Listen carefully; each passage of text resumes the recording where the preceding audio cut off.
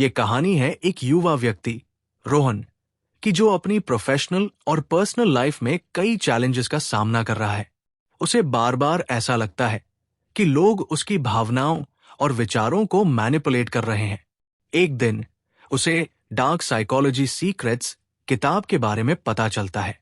ये कहानी उसी की यात्रा है जिसमें वह इस किताब के जरिए सीखता है कि कैसे डार्क साइकोलॉजी की टेक्निक्स को पहचाने और उनसे बचे। 2025 शुरू हो चुका है और ये समय है अपनी पुरानी गलतियों से सीखने और नए साल में खुद को मैनिपुलेशन से बचाने का। रोहन की कहानी से आपको वो सबक मिलेगा जो आपके नए साल को बेहतर बना सकता है। What is dark psychology? Rohan को अक्सर ऐसा लगता था कि उसके सहकर्मी उसे सटली मैनिपुलेट कर रहे हैं। एक दिन उसके दोस्त ने उसे समझाया कि यह डार्क साइकोलॉजी का एक हिस्सा हो सकता है।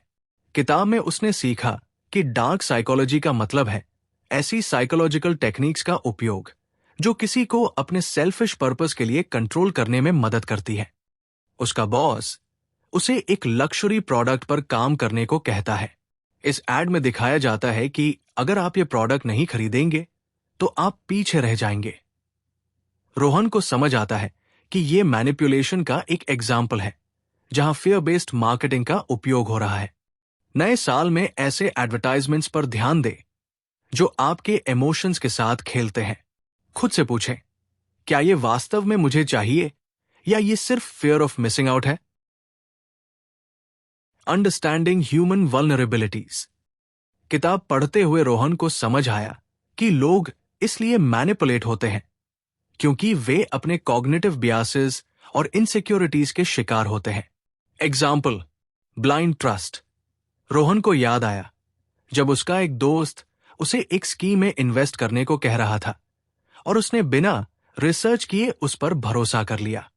इमोशनल ट्रिगर्स, चैरिटी इवेंट में गिल्ट फील कराकर डोनेशन लेना।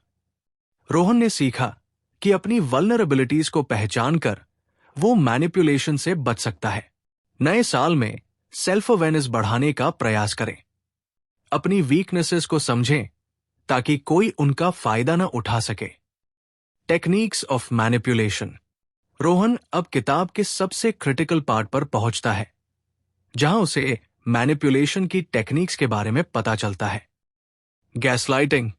रोहन को अपनी कोलीग से बात करते हुए एहसास हुआ कि वो अक्सर उसकी बातों को ट्विस्ट करती है और कहती है, तुमने ऐसा कभी कहा ही नहीं।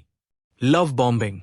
उसका एक नया दोस्त अचानक से उसे बहुत कॉम्प्लीमेंट्स और गिफ्ट्स देने लगा और बाद में अपनी सेल्फिश रिक्वेस्ट्स पूरी करवाई। Reverse psychology. रोहन का एक दोस्त उसे कहता है, तुम शायद ये टास्क नहीं कर पाओगे, और वो उसे प्रूव करने के लिए वो टास्क करता है। इन टेक्निक्स को पहचानने का अभ्यास करें। अगर कोई आपकी इमोशंस को एक्सप्लॉइट कर रहा है तो काम होकर सोचें और लॉजिकल डिसीजन लें। The dark triad. अब रोहन के सामने आता है डार्क ट्रायड का कॉन्सेप्ट। किताब में वो सीखता है कि 3 प्रमुख ट्रेट होते हैं जो लोगों को डेंजरस बना सकते हैं। नार्सिसिज्म।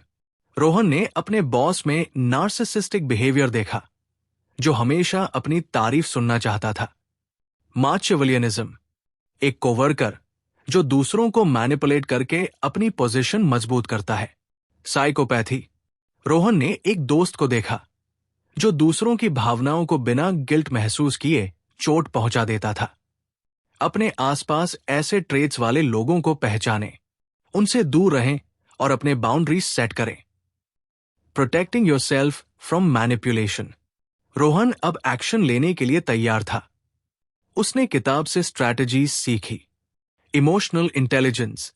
जब उसका दोस्त उसे गिल्ट फील करवा रहा था तो उसने काम रहकर लॉजिकल सोचना शुरू किया। Critical thinking. एक ऑफर को तुरंत एक्सेप्ट करने से पहले उसने रिसर्च की और पाया कि वह स्कैम था। Setting boundaries. उसने अपने टॉक्सिक दोस्तों से दूरी बना ली। नए साल में इमोशनल इंटेलिजेंस और क्रिटिकल थिंकिंग पर काम करें। बाउंड्रीज सेट करें और अपने मेंटल हेल्थ का ध्यान रखें। Ethical use of persuasion. आखिर में रोहन ने सीखा कि इन्फ्लुएंस हमेशा बुरा नहीं होता। उसने एथिकल पर्सुएशन टेक्निक्स को सीखा। नेगोशिएशन। कहानी, उसने अपने ऑफिस में एक प्रोजेक्ट पर कामली नेगोशिएट किया। Building trust. कहानी, उसने ऑनेस्टी और एम्पैथी के साथ अपने रिश्ते मजबूत बनाए। इंस्पिरेशन। कहानी, उसने अपने छोटे भाई को उसकी पढ़ाई में मोटिवेट किया। नए साल में अपनी कम्युनिकेशन स्किल्स को एथिकल पर्सुएजन के लिए इस्तेमाल करें। इससे आप न सिर्फ अपनी लाइफ बेहतर बना सकते हैं, बल्कि दूसरों की मदद भी कर सकते हैं। रोहन की यात्रा उसे यह समझाने में मदद करती है कि डार्क साइकोलॉजी का ज्ञान होना एक शील्ड की तरह है। अब वो मैनिपुलेशन से बच सकता है और दूसरों की मदद भी कर सकता है।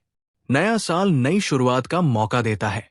इस साल डार्क साइकोलॉजी की टेक्निक्स को पहचानें, अपनी इमोशनल स्ट्रेंथ बढ़ाएं और एथिकल पर्सुएजन का इस्तेमाल करके अपने गोल्स को हासिल करें। मैनिपुलेशन की टैक्टिक्स को पहचानें, इमोशनल इंटेलिजेंस और क्रिटिकल थिंकिंग डेवलप करें। पर्सुएजन को एथिकली यूज करें। डार्क साइकोलॉजी सीक्रेट्स रोहन की कहानी और 2025 के विजन के साथ ये सिखाती है कि सही जानकारी और सही माइंडसेट से हम किसी भी प्रकार की साइकोलॉजिकल मैनिपुलेशन से खुद को बचा सकते हैं और आगे बढ़ सकते हैं।